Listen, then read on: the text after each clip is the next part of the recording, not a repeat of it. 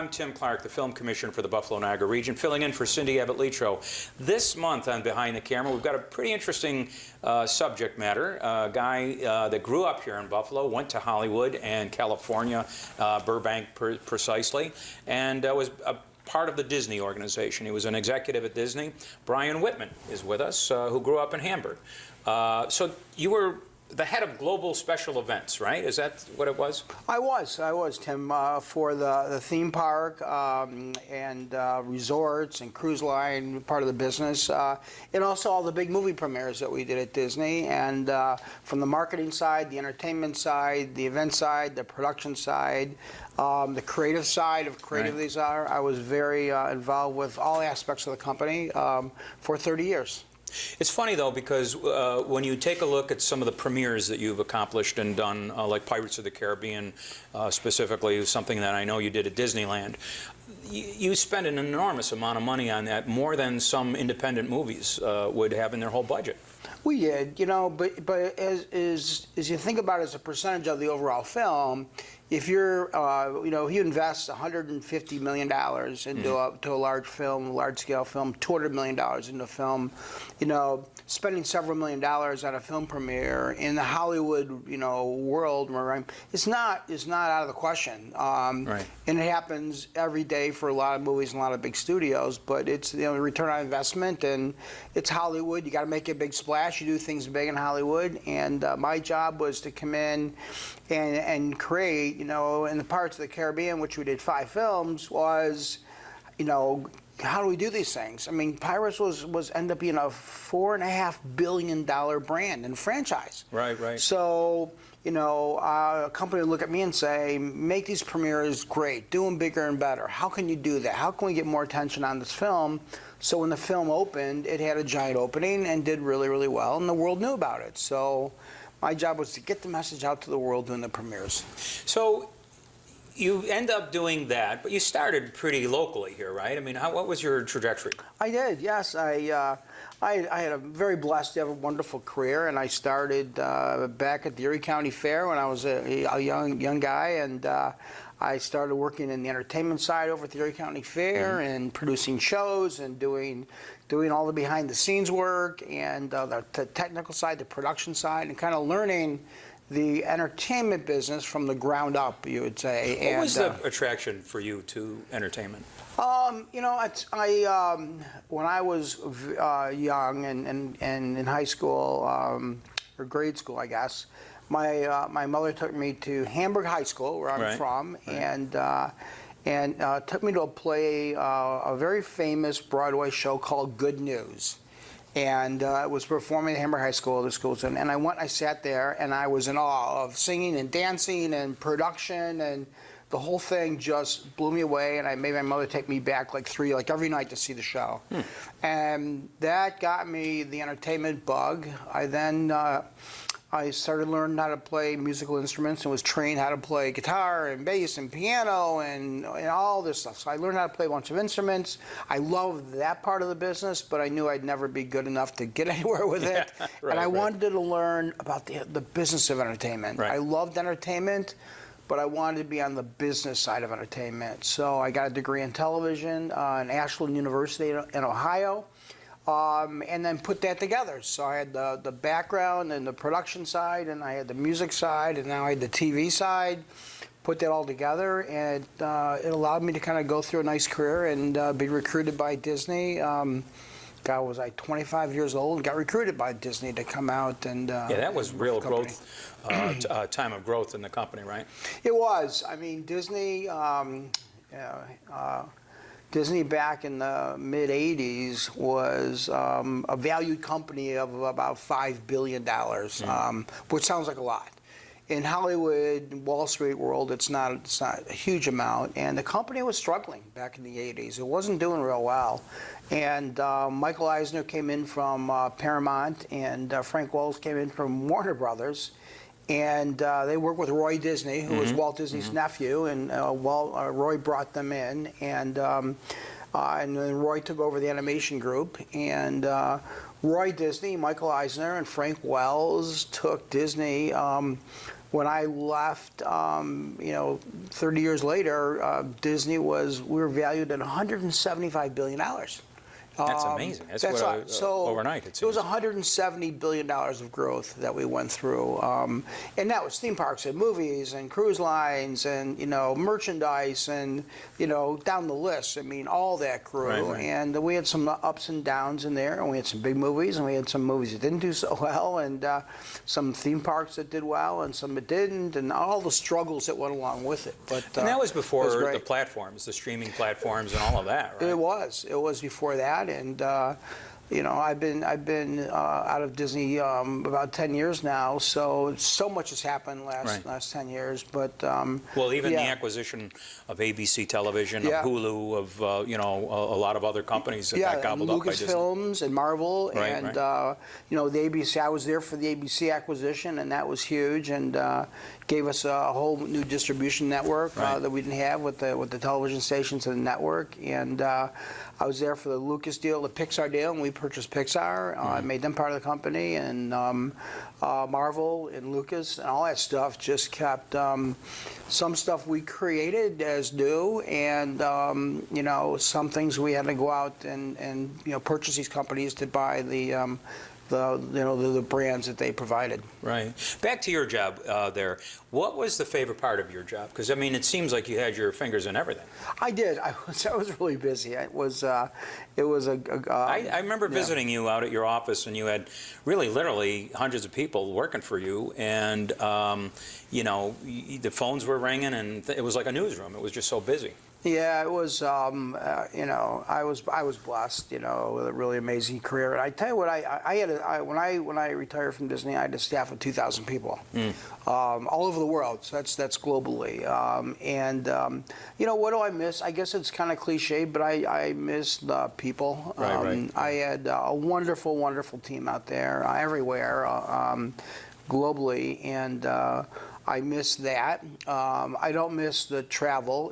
Right. Think about this. Is the other thing that's interesting is today, if you're sitting in Hollywood at the studio and there's a problem in Tokyo, you jump on a Zoom and you're talking to your team 10 minutes later with Right. time change, everything, right, whatever. But you could do it so easily with technology. Back then, if there was a problem in Tokyo or Hong Kong or Shanghai or New York City or wherever, you had to get on a plane, fly there, and then fly right back. Sometimes, figure it out. 15 hours for one day, and then you fly back at night. I mean, it was crazy. Crazy. Well, now, some of the things you did at Disney, you were the liaison, I think, to the White House, right? During the Reagan years, maybe? For early years, during the Reagan years, I was. We were doing, people were like, well, what did Disney have to do with the White House? Well, it started with President Reagan when he was elected. He came up, he was a Hollywood guy. Sure. Yeah. And he got to the White House and looked at all these events that they had to do and wasn't sure what to do about them. And he wanted them done Disney level and done right. So Right. he called my boss, and Michael Eisner. Michael put me on a plane and sent me to D.C. and said, you take care of President Reagan and Mrs. Reagan and make sure everything they do looks great. So, White House correspondent parties we would do with them. And some stuff was Disney related, and I'd bring in characters and Disney entertainment. Right. Other stuff was just helping out the president. So Right.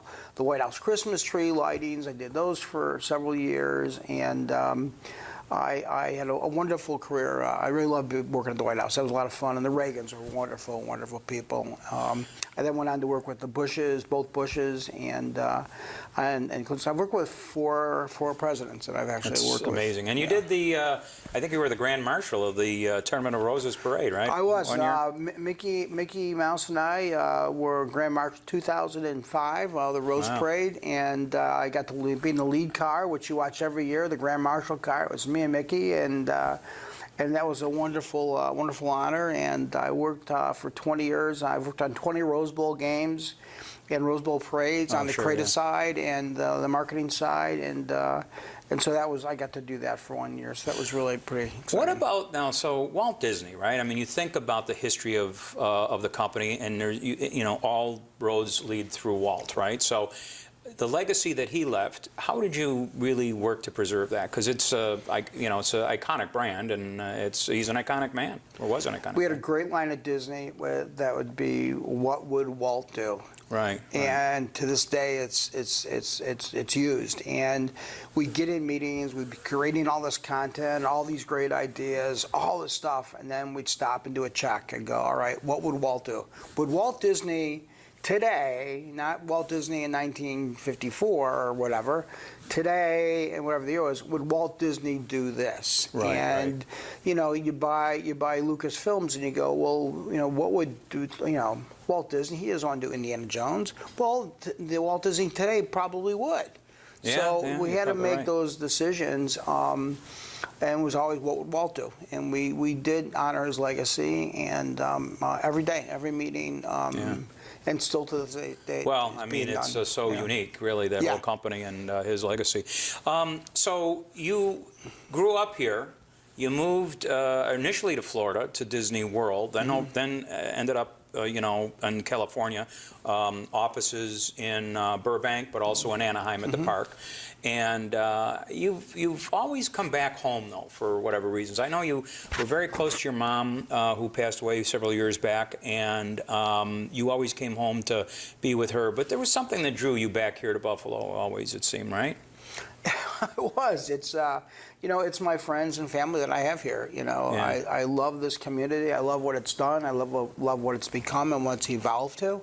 For on so many levels. And my friends, my family that are here, I love all of them and love being around them. And well, and you've also seen the evolution of the film industry here. I have. And I was going to say, and also I love the traffic of Western New York. Yeah. Versus living in LA for all those years. But yeah, and the film industry, I mean, of Western New York has really exploded. I mean, as you know firsthand. Sound stages. We're sitting in one of them We're today. sitting in one of them here, and there's multiple sound stages now in Buffalo. And you go back years ago, the idea of Buffalo having a sound stage was like it's impossible. But here we are, and I think that's amazing. The work that the film commissions in New York do to draw attention to our community, the benefits that they provide. Well, it's coming upstate now instead of just being in New York City. It is. I mean, the whole state's really just done so well with it. Yeah, and I think it's been amazing, and it's a great sets that we've got. Every street corner you go on, there's a set here. And lots of architectural elements. And I think the producers and directors are seeing that, and with the film credits and the relationships. I think that's the biggest thing in Hollywood is who you know and what the relationships are. And I think those have to be built over time. And I think that's been done well because the studios that we have coming here, the producers, the directors are big Hollywood names. Sure they are, and the biggest names in Hollywood are coming here, and it's hard. Yeah. The film business is a hard business, and it's big money, and it's not easy to do, but we're getting them. A lot of people don't realize that Pirates of the Caribbean at World's End, part of that was shot here at the Horseshoe Falls at Niagara Falls.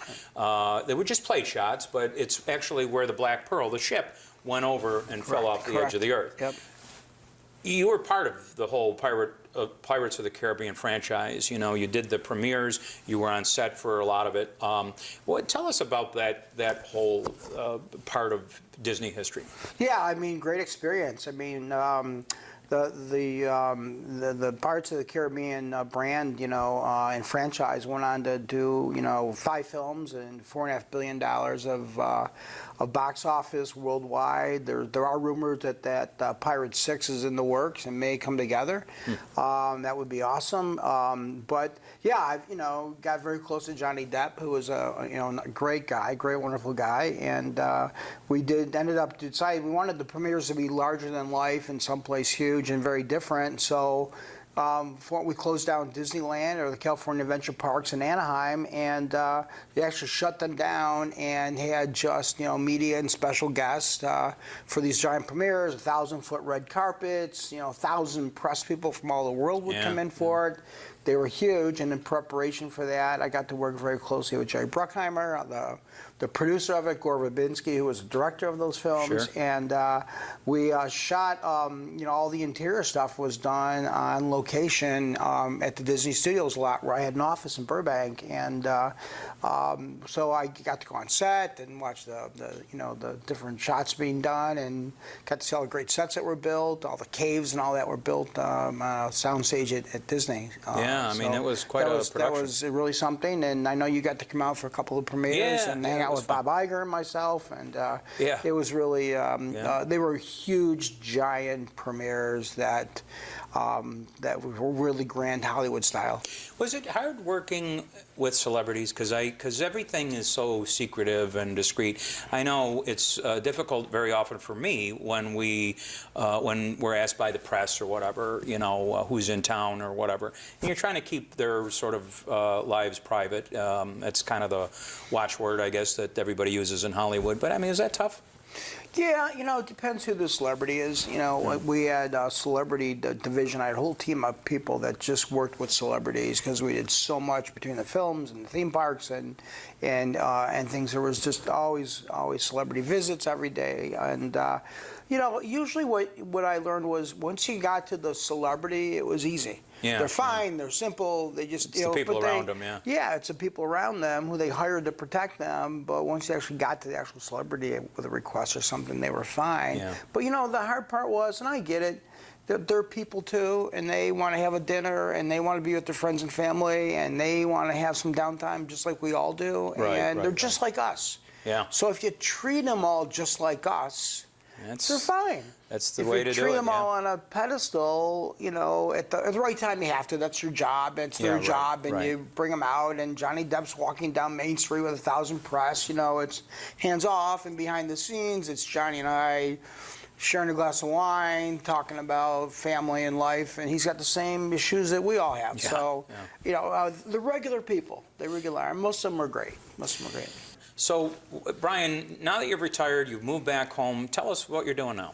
Yeah, so I tried to retire. I failed at retirement from not having enough to do, and I missed working. I missed the marketing entertainment business. So I created a company called the Dry Creek Group, and we're based here in Buffalo, and we're a full-service marketing agency, marketing, advertising, branding, Special social events media, too, PR, right? And we do events. And then separately, I work on some nonprofits, and have done some great work with Mercy Flight, Roswell, and others here in Buffalo. So I'm very involved and on the board with the governor's request to help develop the waterfront of Buffalo. Oh, sure, so I'm very involved with that Harbor right Development now. Corporation, Yep. So very involved with that. So I'm very busy. Love being back in Buffalo, and I've got a great team. And having a lot of fun with the Dry Creek Group.